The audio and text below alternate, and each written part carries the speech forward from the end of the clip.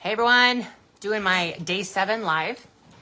And when I say day 7, there has not been any consistency in this.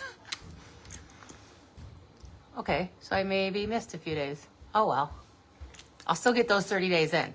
All right, so about to head out here pretty soon to go to a friend's house for bonfire Labor Day get together at their little spring-fed pond thingy that they have in their subdivision out in the country. Anyway, I wanted to talk about why women 35, actually, I should have put this on there and I didn't shoot. Okay. Why women 35 years and older have been lied to about metabolism. All right. Also, look, I just did my nails. Ice cream. Aren't they so cute?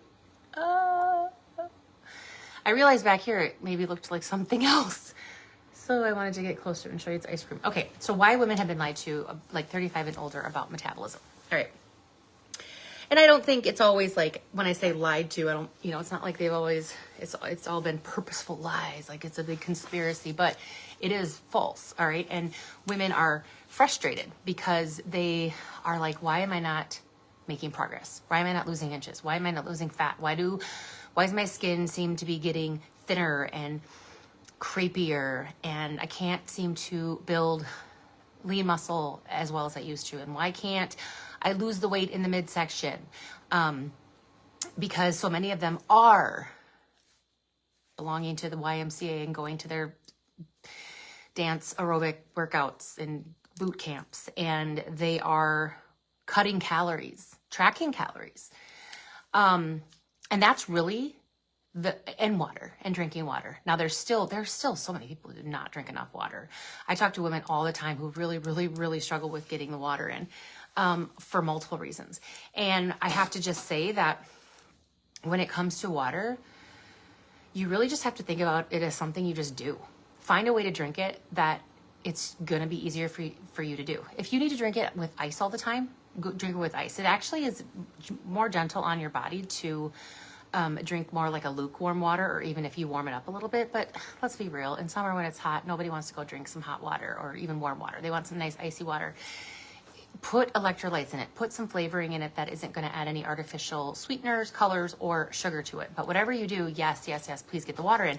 But the reason that women are being lied to about metabolism over 35 is because they're doing those things. They're cutting calories.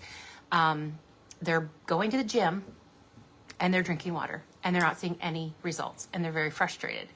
And what maybe worked when you were 20 isn't working out 35 plus.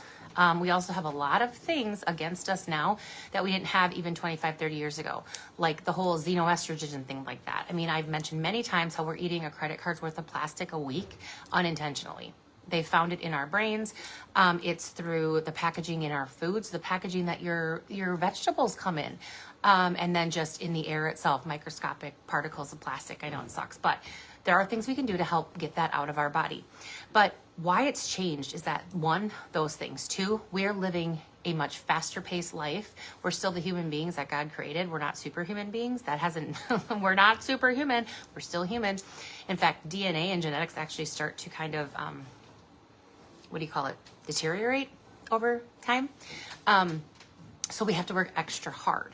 And here's what isn't being addressed in a general setting overall. Now, there's many health professionals and coaches out there that are saying these things, but I think it's being missed because it's not the mainstream. It's not being pushed in your doctor's office. It's not being pushed in front of the commercials on your Netflix or your ABC, CBS, whatever you're watching. So one thing is that it is not just about exercise. You can't just exercise and then keep eating and drinking the same way you did before. Can't. End of story. Accept it. Okay? Stop trying to make excuses about it, and stop trying to, I'm not trying to sound mean, but truly, like, I have to do this myself. I'm doing this. So like, and when I have my bad days or I fall back, I have to yell at myself like this. So really when I'm doing a live and I see my face right here, it's like I'm talking to myself too. Stop it. You can't do that anymore. All right? You have to make changes. You cannot just go to the gym 5-6 days a week, do some lifting, do some cardio boot camp, do some cycling class, and then keep eating the same way. Nothing. That's one thing. Okay. 2, many women are struggling with unstable levels of cortisol, high cortisol in the morning, lower cortisol in the morning, higher at night when it really should be flipped. Unstable cortisol levels, and that comes from your adrenals. Your adrenals is a stress, are little tiny little, like, I think they're like walnut size, that are like right above your kidneys, I believe, but they shoot out the cortisol. That happens under stressful situations. Now, fight or flight, that's really good, but that should be temporary and not last very long. But when you're living under a chronic state of fight or flight, you're constantly pushing that out. That's so hard on your body. So even though exercise is very, very good for us, there's women that are at a point of like adrenal fatigue. And so if they're continuing to get up at 4:35 a.m., go run 8 miles, or go pound it out for 2 hours in the gym, they can actually not be seeing results. Okay, their immune systems can start to get weaker, getting sick easier. They're not seeing the results. And they're like, why? I'm killing it. I'm killing it in the gym. Your body's not responding the way it did before you were 35 and older. Okay, so does that mean stop exercising? Absolutely not. Absolutely not. But it doesn't mean you need to change the way you're exercising. You need to exercise you need to find a time that you're getting enough sleep before you go do it. So if you can do that in the morning at 5 a.m., great. I could not. I need to find a time of the day where I have a good amount of energy, and then I use that time to do it. Yes, you have to work around your work schedule and all those things too.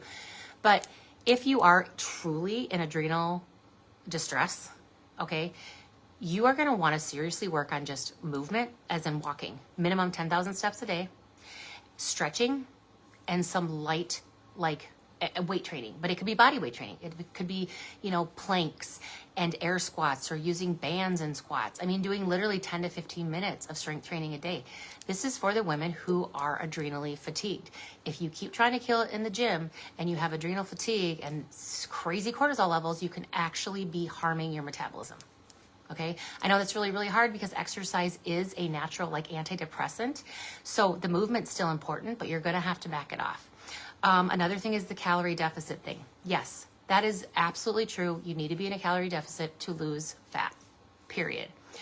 But where you're getting those calories do matter. There's people out there that still want to argue with that and say, well, it doesn't really matter if you're getting, if your body's burning. No, I actually did a test at my functional doctor about a month ago, a metabolic test where I breathed into this machine for about 15 minutes at rest. And it was able to figure out what calories I burn just sitting my butt down, doing nothing. Okay, so that's really important to know what I am burning just at rest.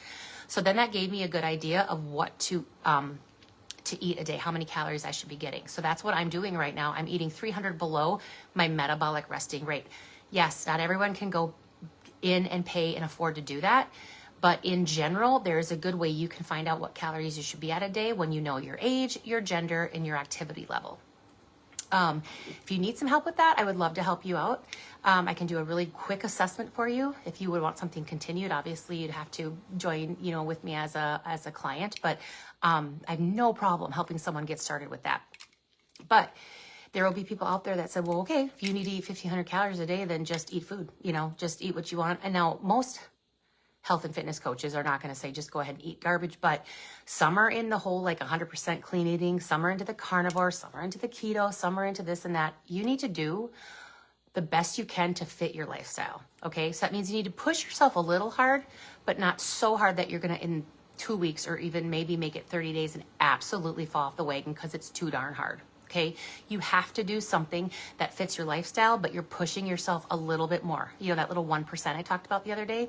It can't be easy, but it can't be unattainable. It can't be something that you're not going to be able to keep doing. So it absolutely does matter what you're eating in in that calorie deficit. Do you have to be 100% perfect? No, but you should be aiming for 80 to 90%, and that means tracking. Tracking sucks, yep. But if you want to do this, if you want results, you have to do these things. So that's another thing women have been lied about over 35 plus is that, yeah, calories matter, deficit matters, but not really where you're getting it from. Not true. You have got to be at like a minimum of 100 grams of protein a day. There really isn't, unless you're like 95 pounds soaking wet, then you would be adjusting that probably a little bit lower possibly, but there's just no reason. And actually, if your BMI, if your body mass index is 30 or over, you need to be at a little bit lower amount of protein from the amount of calories you're supposed to be at a day. Again, I can help you with that if you're interested in hearing a little bit more. So that is the third thing, I guess. I'm not sure which one I'm on right now, but that honestly does matter. Water, I needed to talk about this really quick. So Here is, and this is pretty much well known, I don't know if everyone knows this, but half your body weight in ounces of water is what you should be getting a day. If you're 150 pounds, you should be getting 75 ounces of water a day. Water, not coffee. Okay, if you're drinking coffee, fine, but then you need to be getting 75 ounces of water over that coffee. Coffee is a diuretic. Two other things that a lot of my clients and associates and customers are using are creatine and our Activate. Creatine is fantastic, okay, for many, many things. I'm not going to go into what creatine is right now, but creatine is a diuretic. So if you are taking creatine, you need to be getting at least another 8 to 10 ounces of water on top of that, okay? If you are taking our Activate, which has hibiscus is a natural diuretic. If you're taking that, get another 8 ounces of water on top of what you're taking. So does that mean you could be peeing a lot a day? Yes, it does. But actually, that can start to subside, women. Now, yes, we're going to always blame our bladder and having kids and perimenopause. Those things come into factor. They absolutely do. But when your body is starting to absorb the water more that it's supposed to be, and electrolytes can help with that, you will notice you start peeing less. I'm peeing less. I used to pee all the time. And I don't. I do, but it's gotten way less. And I'm sleeping through the night. I don't have to get up at night anymore. But your body starts to regulate that better. So you are absorbing the water that you need and the electrolytes you need. So please keep that in mind that, if you're not tracking your water, you maybe think you're getting enough. And if you actually tracked a couple days in a row, you could be like, holy cow, I'm only getting 35 ounces, 40 ounces of actual water a day. The rest is coming from coffee or tea or my protein shake that had creatine in it. Well, that's already, sponging some out because it's a natural diuretic. So water, another absolute need to have. But again, when I say the lie, it's not necessarily a lie that they're purposely lying to you, but they're not giving you all these facts that can really make a difference. Another thing is sleep. Now, thankfully, the community of medicine, medical health is getting much better about sleep. Women need more sleep than men, period. Ironically, we tend to be the ones who don't get as much. Not necessarily if you're the man who works the third shift or the 4-hour, 12-hour, the 4-day, 12-hour shifts, what do you call that, swing shifts, whatever. But if you were ever a mom and raised babies, you will know how many hours, years probably added together, of sleep you lost. So you can't do anything about that, but then you need to take advantage of all the times you can get better sleep after that baby starts sleeping. Okay, that's just a season, all right? But if you're getting less than 7 hours of sleep a night, for sure 6 or less, you are already adding age to your life, as in accelerated aging of the skin, slowing down of your metabolism, slowing down of your brain function, lowering your immune system, all right? So sleep is crucial for that. And yes, there's tips everywhere to try to help start regulating your body to get better sleep. Blue light glasses. I got about 6 pair lying all over my house. I try to put them on every night around 7 or 8 and just wear them for the rest of the night. And then, turning off those screens, all screens, an hour before you're going to click the light off and lay in bed. So not an hour before you start getting ready for bed and doing your face washing and teeth brushing and showering or whatever you do, an hour before you're going to click your light off. That is a great time to get all the extra light off. Think about how the world lived until electricity. It was the sun came up, you did all the things during the day. When the sun went down, poof, you're in the house and you weren't doing anything anymore, because if you had to light a candle or a torch or whatever, and that was just giving you enough light to move around the house and get ready for bed. So we are at a huge disadvantage for that in many ways. And it doesn't mean that has to control us or make it great, no, it just means you have to work on the steps and the systems to become successful, to just say, I'm doing this. I'm going to bed. Just do it. And then when you don't do it, you don't beat yourself up over it and then stop and then feel bad about it and then feel bad about yourself and then stop trying in life because you think it's too hard. Accept it. Accept that happened the night before, and tomorrow, do it right. Okay? Always say the next time. Okay? I'm doing it right next time. So those are probably the 4. I think I did 4. Was it 5? 4 or 5 of the major things that women are just not understanding over 35 to lose weight. One other thing I will throw in there too is please, please, please understand your insulin, your blood sugar, fasting insulin. Insulin in general is not something that your doctor's ever going to test for unless you're having like kidney dysfunction or something, or you're diabetic. Even asking your doctor sometimes to test for that, they're going to hem and haw. I don't know why. But that is something that you could be even doing all of these things that I'm saying. Drinking your water, getting to bed on time, drinking above your water if you're having the diuretics like coffee, creatine, or hibiscus, things like that. You're eating your calorie deficit of about 300 to try to lose the unhealthy fat. You're counting, you're measuring, you're getting the amounts of protein, and you're still not seeing results. And you're like, dang it, I'm broken, nothing works for me. I'm just going to give up. No, you have got to get in to a practitioner and find out some of these crucial tests like fasting insulin, not blood sugar, okay? They test blood sugar all the time. Insulin, all right? If your insulin is too high, all of these things you're doing will still keep you in a unhealthy metabolic state. So that means you're gonna have to do something else. And that can be going to an absolute very low carb carnivore type diet for a time, not forever, okay? Getting on, a compounded form of some kind of like a tirzepatide or something like that. Guess what, guys? We cannot demonize all of these things out there because yes, they're overly pushed. And again, the name brand ones, which I won't say them here, those are not what I'm even recommending. I'm saying going to a functional doctor and having compounded lower dose,